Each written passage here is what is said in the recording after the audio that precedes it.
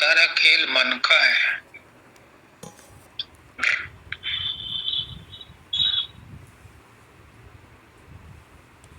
आज मैं कहता हूँ, वही कहलवा रहे हैं। आज रिवाइज इंस्ट्रक्शंस हैं।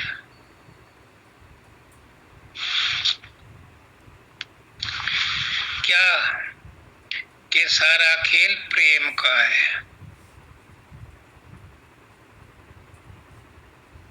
सारा खेल मन का है, सब कुछ मन करता है, लेकिन उसका इलाज है सारा खेल प्रेम का है। सब काम प्रेम से करो तो मन कुछ भी नहीं बिगाड़ेगा। मन की काट है प्रेम। मन जहां जहां जाए वहां प्रेम से गुरु को बैठा दो तो मन का विष खत्म हो जाएगा। क्योंकि प्रेम के अमृत में मन का विष खत्म हो जाता है। इसका कारण है, लॉजिक है।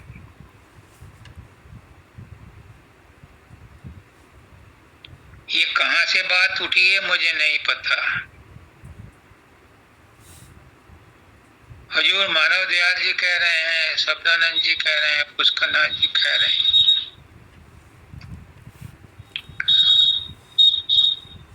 कि मन जो अपना उपद्रव करता है ये काल का एजेंट है। ब्रह्मांडी मन का अंश है और ब्रह्मांडी मन है ब्रह्म, और ब्रह्म का काम है अपनी सृष्टि को चलाना। तो सृष्टि तो तभी चलेगी जब इसमें उपद्रव होंगे। पुष्करनाथ जी कहते हैं कि अगर किसी एपिसोड में, किसी पिक्चर में, फिल्म में, सिनेमा में कोई निगेटिव रोल ना हो, कोई उठापटक ना हो, कोई विलन ना हो तो वो पिक्चर अच्छी नहीं लगती। इसीलिए इस सृष्टि को लज्जतदार बनाने के लिए काल इसमें तरह तरह की विषय वासनाएं भर करके इसको रंगीन बनाता है ताकि सब इसमें उलझे रहें, उल्टे सीधे काम करते रहें और 84 में यहीं फंसे रहें। उसे उनके ऊपर राज करने का मौका मिले, कोई भी जीव उसके चंगुल से बच करके ना जाए। अब देखो, गुरु ने कहा कि इसकी काट प्रेम है। क्यों? प्रेम संसार की चीज नहीं है। मन तो संसार की चीज है। प्रेम परमात्मा का रूप है, मालिक का रूप है। तो प्रेम के सामने मन जो है बेहोश हो जाता है, इसका विष खत्म हो जाता है, विषहीन हो जाता है प्रेम के सामने मन। कोई कितना ही गुस्सा करे, कोई कितना ही क्रोध करे, कोई कितना ही मोह करे, कोई लोभ करे, कोई कितना ही शैतान हो, कितना ही दुष्ट हो, उसके अंदर भी कहीं ना कहीं प्रेम भरा होता है। बाल बच्चों के साथ तो नहीं करता मारपीट, और जो बाल बच्चों के साथ करता है वो बॉस के साथ नहीं करता। कहीं ना कहीं उसके मन में भी प्रेम होता है, क्योंकि प्रेम परमात्मा की देन है। परमात्मा ही प्रेम है, प्रेम ही परमात्मा है। तो मन को बस में करने का जहां और साधन है, जहां हठ योग है, ज्ञान योग है, कर्म योग है, लय योग है, अष्टांग योग है, वहां पर संतों ने कहा है प्रेम योग या प्रेम रोग, इसके सामने मन की हरकतें बंद हो जाती हैं। प्रेम करे जाओ करे जाओ करे जाओ, एक दिन हार करके वो कहेगा यार इस पर तो असर ही नहीं होता है, तो वो प्रेम के वशीभूत होकर के अपनी सब कारस्तानियां छोड़ देता है। प्रेम के अंदर बहुत ताकत है। आज इन्होंने शब्द भी ऐसा पढ़ दिया, पिला दे प्रेम का ऐसा प्याला, ममत मैं अपने मन का खो दूं। मानव दयाल जी ने मुझे कई पत्रों में लिख करके भेजा, शुरू में जब मैं दूध पीता बच्चा था, कि बेटा इसे याद कर ले, हर समय इसे गुनगुनाया कर।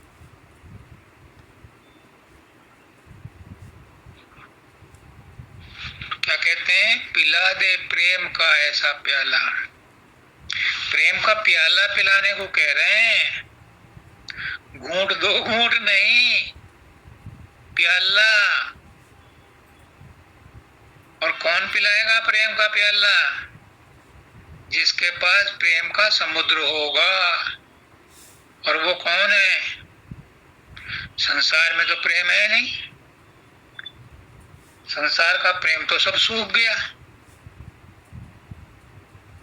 संसार में जिसके पास प्रेम है वो मोह में कन्वर्ट हो गया, अडल्ट्रेटेड हो गया, कंटेमिनेटेड हो गया। लेकिन गुरु के पास प्योर है, प्योर प्रेम। पुष्करनाथ जी कहते थे कि शुद्ध घी की दुकान बाजार में नहीं होती, कहीं गलियों में होती है, इधर उधर छोटी मोटी, लेकिन मिल जाता है शुद्ध घी भी। तो प्रेम की दुकान भी सदगुरु के हाट में मिल जाती है। वो कहते थे कि टीवी खोलो 75 गुरु मिल जाएंगे। अब कौन सा गुरु अच्छा है, कौन सा सच्चा है, क्या पता किसके पास प्रेम प्योर है, किसके पास इम्प्योर है। तो गुरु कहता है कि तुम्हारे पास कौन सा बैरोमीटर है जो तुम गुरु की क्वालिफिकेशन को जज करोगे। गुरु तो कैसा भी हो, 420 भी हो। ब्रह्मचारी जी कहते हैं अगर तुम्हारा गुरु 420 भी है, लेकिन तुम उसे सच्चा गुरु मानते हो, तो तुम्हारा काम बन जाएगा, वो भले ही चाहे खड्ड में जाए। तो अगर गुरु तुम्हें प्रेम से प्रेम का प्याला पिला रहा है तो पी लो, भले ही वो विष हो, उसे प्रेम ही समझ के पी लो, अमृत समझ के पी लो। मीरा ने नहीं पिया था, मीरा को कहा कि ये तेरे गुरु का प्रसाद है, परमात्मा का प्रसाद है, पी ले। वो पी गई जहर को और कुछ नहीं हुआ।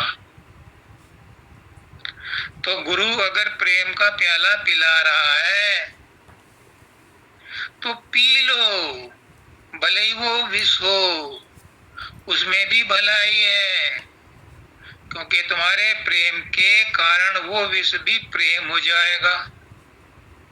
पहली बात।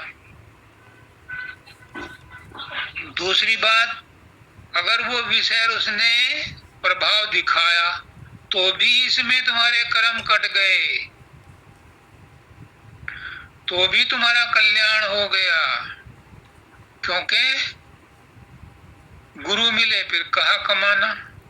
जब गुरु मिल गए, गुरु ने आपको कोई काम कह दिया तो उसे कर डालो, भले ही ये जीवन चला जाए, भले ही गर्दन कट जाए। यहाँ सिर दे के होते हैं सौदे, उदो आस की इतनी सस्ती नहीं है। एक भजन है, जब उदो गए थे गोपियों को ज्ञान देने, तो उनके प्रेम में वो ज्ञान भूल गए, खुद प्रेमी भक्त बन करके लौटे फटेहाल। तो गोपियों ने कहा था यहाँ सिर दे के होते हैं सौदे, उदो आशिकी इतनी सस्ती नहीं, इस आशिकी इतनी सस्ती नहीं है। तो पिला दे भक्ति का ऐसा प्याला, ममत में अपने मन का खो दूं। क्या यहीं से शुरुआत हुई थी कि मन का काट, मन का संभाल, मन की रोकथाम अगर कोई कर सकता है तो प्रेम ही कर सकता है। तो यहाँ भी कह रहे हैं ममत्व में अपने मन का खो दूं। देखो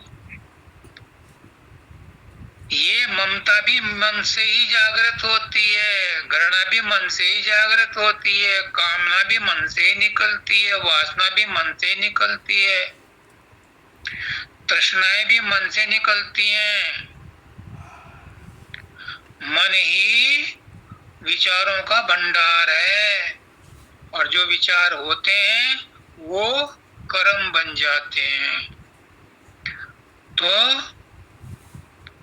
अगर मन को प्रेम से वश में कर लिया तो ये मित्र बन जाएगा,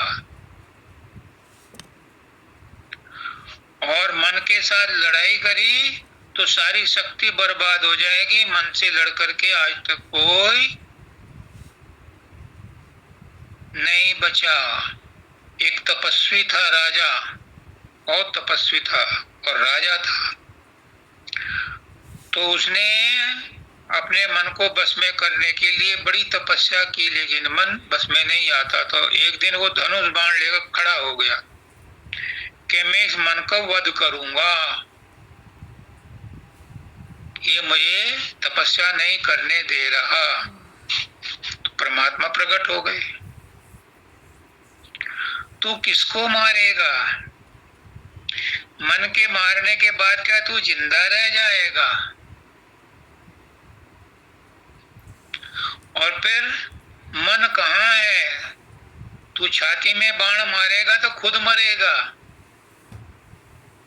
खोपड़ी में मारेगा बाण तो भी मरेगा। तू मन को मार के क्या बच जाएगा, जिंदा रहेगा?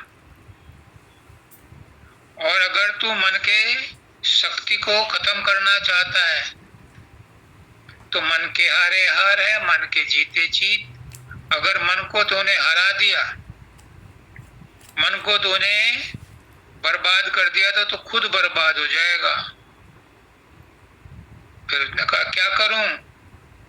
इस मन को मित्र बनाओ, ममत्व में अपने मन का खो दूं। इस मन में जो ममता, अहमता, मेरा पना तेरा पना है, इसे खत्म करो। ये जल्दी नहीं होता है। अर्जुन कहता है कि ये मन तो हवा की तरह दुष्कृत है, बस में नहीं आता, प्रमथन वाला है, जिद्दी है।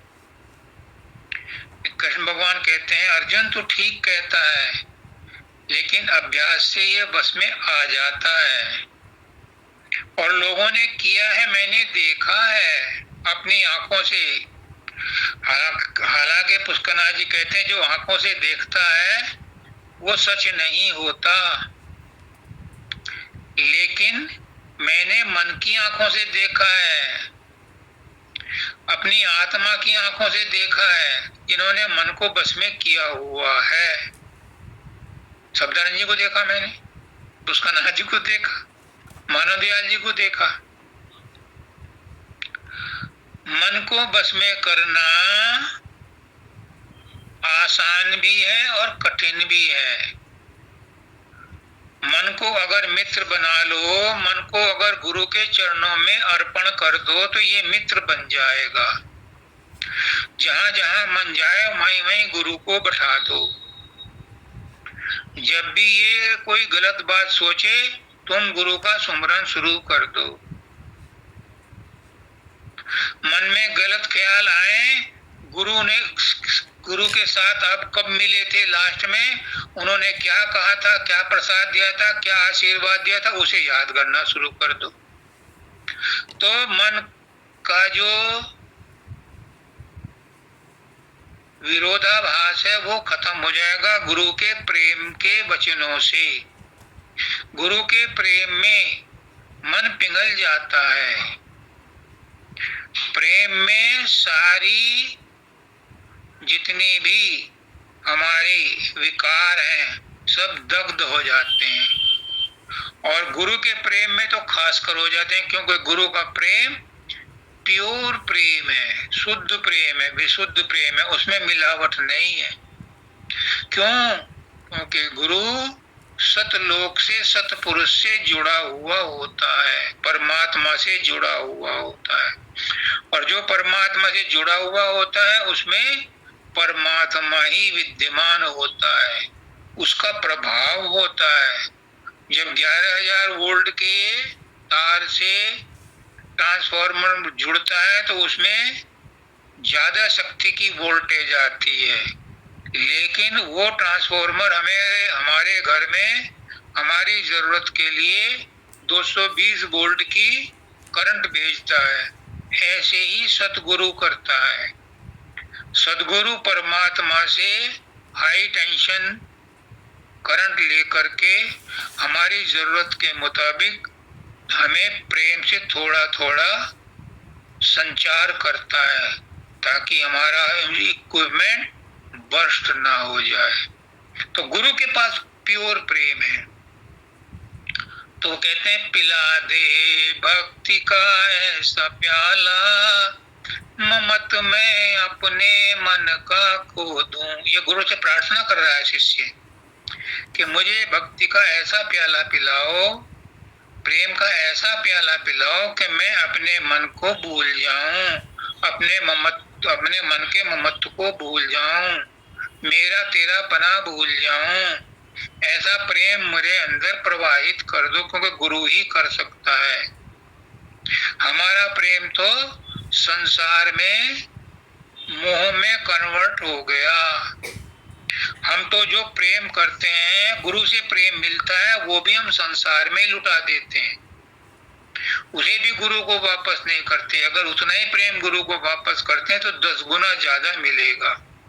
आगे क्या कहते हैं कि मुझे ऐसा पागल बना दे इस प्रेम में कि मैं अपनी सुध बुध भूल जाऊं, मैं तेरे प्रेम में बेहोश हो जाऊं, मुझे अपना कुछ भी याद ना रहे, मैं तेरे अंदर गुम हो जाऊं। ये कौन कहेगा? जो अपने अहंकार को पैरों तले दबाता है और जो अपने अहंकार की अकड़ में रहता है, वो गुरु के पास भी जाएगा तो अपनी चतुराई दिखाएगा, अपना ज्ञान बखारेगा, गुरु को भी पूरा सम्मान नहीं देता। फिर उसको क्या मिलता है? उसे कुछ नहीं मिलता, क्योंकि परमात्मा के खिलाफ अगर तुम कुछ काम करोगे, वो परमात्मा बर्दाश्त कर लेगा, आपको कोई दंड नहीं देगा अगर आप परमात्मा के खिलाफ कोई काम करोगे। परमात्मा को गाली दो, परमात्मा को बुरा भला कहो, परमात्मा की पूजा मत करो, परमात्मा तुम्हें कोई दंड नहीं देगा, सब माफ कर देगा। लेकिन अगर तुमने परमात्मा के जानशीन सतगुरु का अपमान कर दिया तो परमात्मा को बर्दाश्त नहीं है, वो उसका बदला जरूर, उसका दंड तुम्हें जरूर मिलेगा।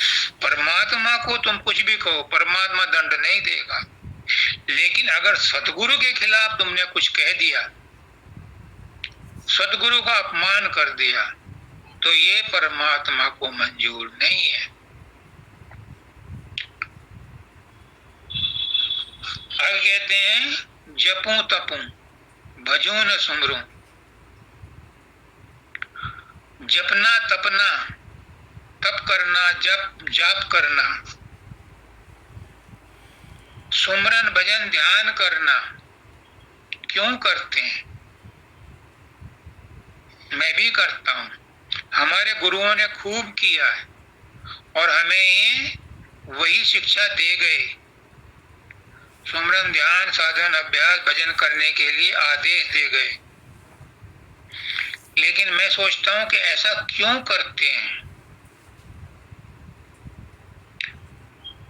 ऐसा वो इसलिए करते हैं कि हमारा मन वश में आ जाए, हमारा मन शांत हो जाए, हमारा मन निर्मल हो जाए। और तुलसीदास जी कहते हैं, कबीरदास जी कहते हैं, मन मेरा निर्मल भया जैसे गंगा नीर और पाछे पाछे हरि फिरे कहत कबीर कबीर। और तुलसीदास जी कहते हैं, निर्मल मन जन सो मोहि भावा मोहे कपट छल छिद्र न भावा। हम जितना भी जप तप करते हैं, जितना भी साधन अभ्यास करते हैं, इससे परमात्मा को मिलने का कोई लेना देना नहीं है। इससे मन शुद्ध होता है, तन कंट्रोल में आता है, मन शुद्ध होता है। और जब मन शुद्ध होता है तो आत्मा मन के चंगुल से छुटकर जड़ ग्रंथि को तोड़कर शून्य में पहुंच जाती है। ये फायदा होता है जब तक करने का, साधन अभ्यास करने का। 2.5-3 घंटे हम ऐसे ही नहीं बर्बाद करते, लोगों को दिखाने के लिए नहीं करते। जो दूसरों को दिखाने के लिए, दूसरों पर रौब जमाने के लिए साधन अभ्यास करता है, उसका एक कौड़ी का फायदा नहीं होता उसे। ये अपने आप में अपने मन को नियंत्रण में करने के लिए किया जाता है। गुरु इस बात को जानता है कि कलयुग में जीव उच्च कोटि के नहीं है, उनका मन बहुत शैतानी करता है, इसीलिए साधन अभ्यास बताया जाता है। तो साधन अभ्यास क्यों करते हैं? मन को कंट्रोल करने के लिए। अगर किसी का मन पहले से कंट्रोल है तो जब संत महात्मा अपने मन पर कंट्रोल करे हुए होते हैं तो वो औपचारिक रूप से साधन अभ्यास नहीं करते। उनका मन तो 24 घंटे अपने सूरत में लगा रहता है। सूरत जो है उनके शब्द के साथ जुड़ी रहती है। उनका मन 24 घंटे शांत रहता है, एकाग्र रहता है और उनकी सूरत, उनकी आत्मा परमात्मा में लीन रहती है। उन्हें औपचारिक रूप से बैठने की जरूरत नहीं है। ये कब होता है? जब मन पूरी तरह से आपके वश में आ गया हो। आपके वश में मतलब शब्द के वश में आ गया हो, शब्द के साथ अटैच हो गया हो। क्योंकि स्वामी जी महाराज कहते हैं कि मन जो है शब्द की धुन सुन करके ही वश में आता है। कोशिश तो हम साधन अभ्यास जो करते हैं वो इसीलिए करते हैं कि हमें शब्द की धुन सुनने में आसानी हो जाए। और जब शब्द की धुन सुन लेते हैं तो मन एकाग्र हो जाता है, मन बिंध जाता है उस सूरत के धुन से। आगे कहते हैं, फिर वही बात आ गई लौट के, वह राग क्या जिसमें राग आए। मैं अभी बोला ना कि अगर हम कोई राग द्वेष अहंकार मान मर्यादा मान सम्मान को साथ लेकर के साधन अभ्यास करते हैं तो वो 2 कौड़ी का भी नहीं है। वह राग क्या जिसमें राग आए। अगर हम साधन अभ्यास करके भी राग द्वेष से चिपके हुए हैं तो उसका कोई फायदा नहीं। और वह त्याग क्या जो त्याग में फंसा है। अगर हमने त्याग कर दिया और फिर सोचते रहे कि मैंने उसको इतने पैसे दिए, मैंने आज इतने पैसे दान में दिए, तो ये त्याग नहीं हुआ, ये तो ऋण हुआ। क्योंकि आपने उसे याद कर लिया। और ऋण लेने के लिए तुम्हें अगले जन्म में आना पड़ेगा।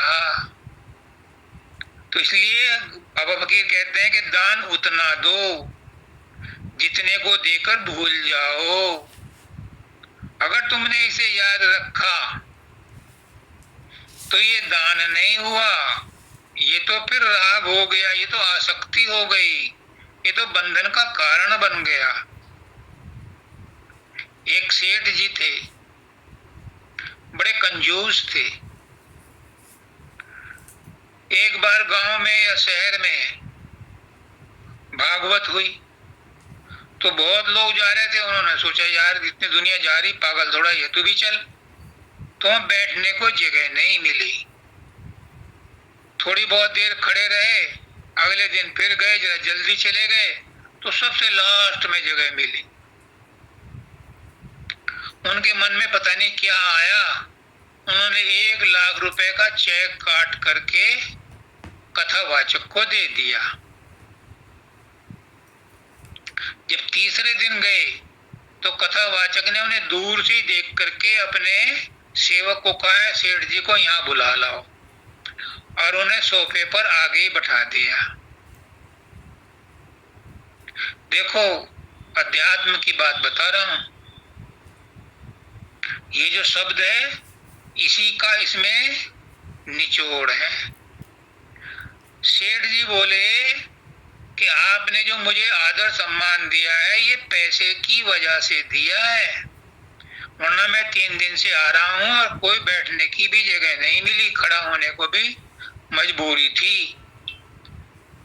तो वो पंडित जी बोले, सेठ जी माफ करना, ये पैसे की वजह से नहीं मिली आपको इज्जत। पैसा तो आपके पास उस दिन भी था जिस दिन आप लाइन में खड़े थे पीछे, पैसा तो उस दिन भी था, लेकिन आज जो आपको इज्जत मिली है ये त्याग की है, आपने त्याग किया पैसे का।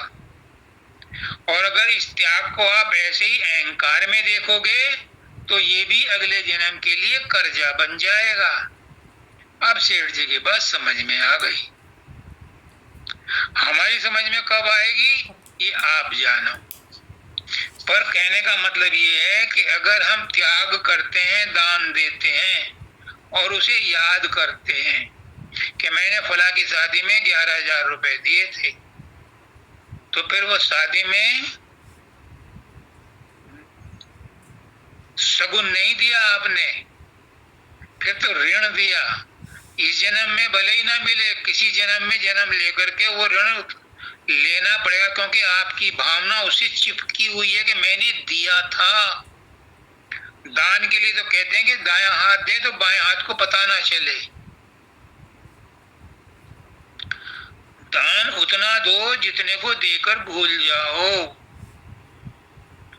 अगर दान दे करके त्याग करके उस त्याग को याद किया तो वो त्याग नहीं है, बंधन है। आगे कहते हैं, न बंध और मुक्ति का हो खटका, जहां से बंधन बनता है वहीं से मुक्ति मिलती है।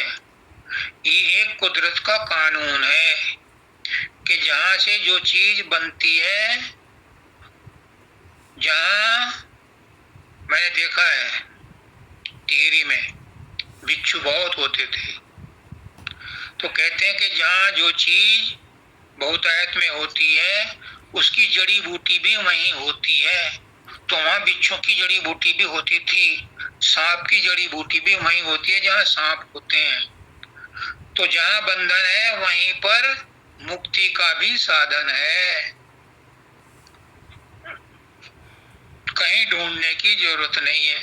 जो चीज से बंधन बन रहा है वही चीज आपकी मुक्ति का भी साधन है। अब थोड़ा स्पष्ट कर दो इसे, ये थ्योरी समझ में नहीं आएगी। समझो आपने कोई कर्म किया और कर्म करके बंधन बनता है, इसीलिए अर्जुन कहता है मैं युद्ध नहीं करूंगा। कृष्ण भगवान कहते हैं कि कर्म तो तुझे करना पड़ेगा क्योंकि तू क्षत्रिय है, और क्षत्रिय का काम तो युद्ध करना है, तो युद्ध तो करना पड़ेगा।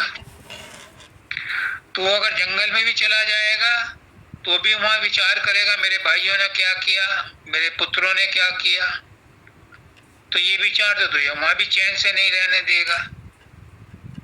हाँ, तू कर्म कर और सारे कर्म मुझे अर्पण कर दे। कर्मण्य देवा करस्ते मां फलेषु कदाचन। जितने भी कर्म करे उनका फल की चिंता मत कर, वो मुझे दे दे। जो तू खाता है, जो पीता है, जो सोचता है, जो करता है, युद्ध करता है, कुछ भी करता है, वो मुझे अर्पण कर दे। तुझे उन कर्मों का बोझ नहीं लगेगा, तुझे उन कर्मों का बंधन नहीं होगा। मैं तुझे डंके की चोट पर कहता हूं। तो जहां बंधन का कारण शुरू होता है, कर्म बंधन का कारण है, लेकिन यही बंधन मुक्ति का भी कारण है। यानी निष्काम कर्म जो है मुक्ति का साधन है। कर्म अपने आप में ना अच्छा है ना बुरा है। कर्म की भावना जैसी है, करने वाले की, कर्ता की भावना जैसी है, वो उसके पाप और पुण्य का फल देने वाला बनता है।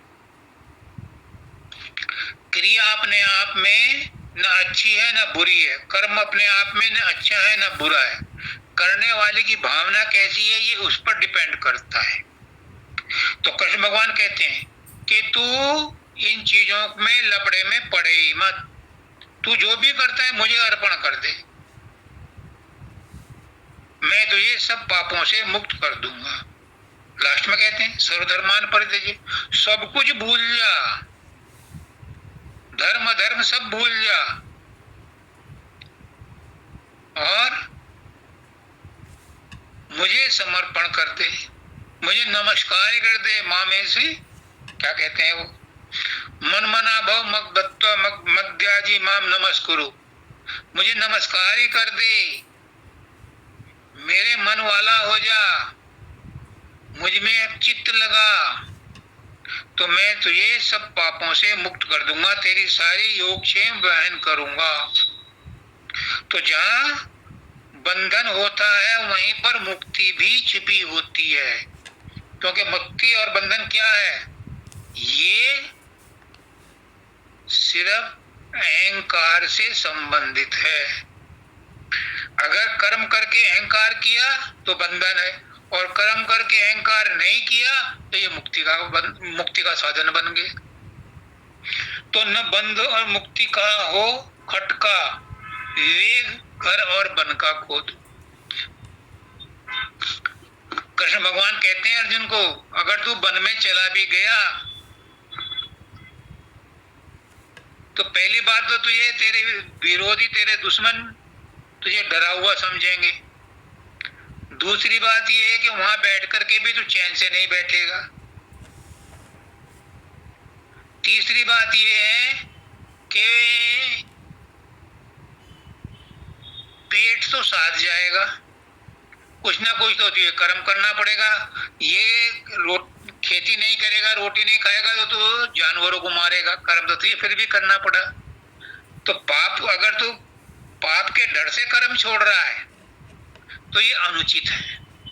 पाप के डर से कर्म मत छोड़, कर्म सब कर, जो तेरे स्वधर्म के कर्म है उन्हें कर, जो ऑटोमेटिक तेरे पास कर्म आया उसे कर, लेकिन फल की इच्छा मत रख, मुझे समर्पित करके कर।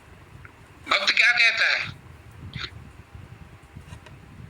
भक्त कहता है कि सब कुछ तेरा, परिवार भी तेरा, बच्चे भी तेरे, मकान भी तेरा, नौकरी भी तेरी, मैं भी तेरा, अब तू जान, तेरा काम जाने, मुझे कैसे रखना है, कैसे खिलाना है, कैसे परिवार को चलाना है, ये तू जान। तो उसके सारे कर्म माफ है, उसका कोई कर्म बंधन का कारण नहीं बनेगा, चाहे वो भले ही मांस बेचने वाला सदन कसाई ही क्यों ना हो। जब कृष्ण भगवान कह रहे हैं कि मार दे सबको और मैं जिम्मेदार हूं, मतलब गुरु ने जो कह दिया उसे कर डालो, तो उसकी जिम्मेदारी गुरु की है, तुम्हारी तो करनी है।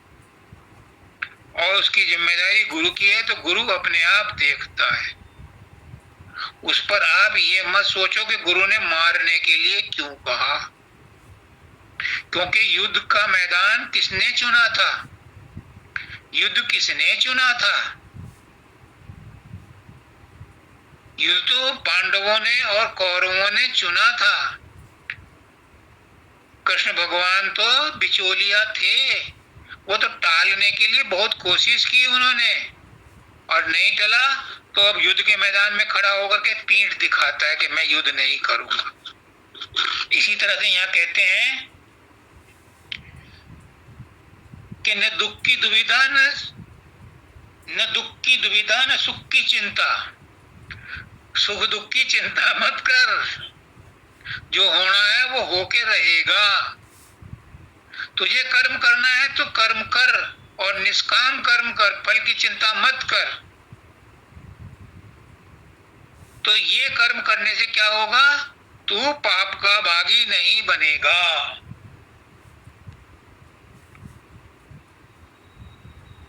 पाप और पुण्य क्या है? परमात्मा की डिक्शनरी में पाप और पुण्य है ही नहीं। एक कर्म पाप है और वही दूसरे के लिए पुण्य है। आज की तारीख में कोई पाप है, कल को वही पुण्य है। अभी जब सोसाइटी हमारी नई नई बनी थी तो शुरू शुरू में यहाँ एक हमारे गमले में पपीते का पेड़ आ गया। मैं गमले को लेकर के नीचे गया और मैंने वहां सोसाइटी के उसमें लगा दिया। जो बगीचा था, वहां से जो उनका मैनेजर था उसने उखड़वा दिया, वो कि यहाँ अच्छा नहीं लगता इसको। मैं चला आया, उन्होंने उखड़वा दिया, और आज 10 पेड़ हैं पपीते के वहां। तो आज की तारीख में जो पाप है कल को वही पुण्य हो जाएगा। एक के लिए पाप है, दूसरे के लिए पुण्य हो जाएगा। तो पाप और पुण्य की ऐसी कोई डेफिनेशन नहीं है परमात्मा की बुक में। पाप और पुण्य है ही नहीं। पाप और पुण्य इंसान की नजर में है, और वो भी करने वाले की इंटेंशन क्या है, उससे वो कर्म पाप बन जाता है, उसी से वो कर्म पुण्य बन जाता है। तो पाप और पुण्य अपने आप में कोई भी निरपेक्ष नहीं है, ये सापेक्ष है। तो पाप और पुण्य के चक्कर में मत पड़ो। मुझे कहा मानव दयाल जी ने, राजेश तो पाप और पुण्य दोनों से ऊपर उठ। एक और शब्द था हमारा,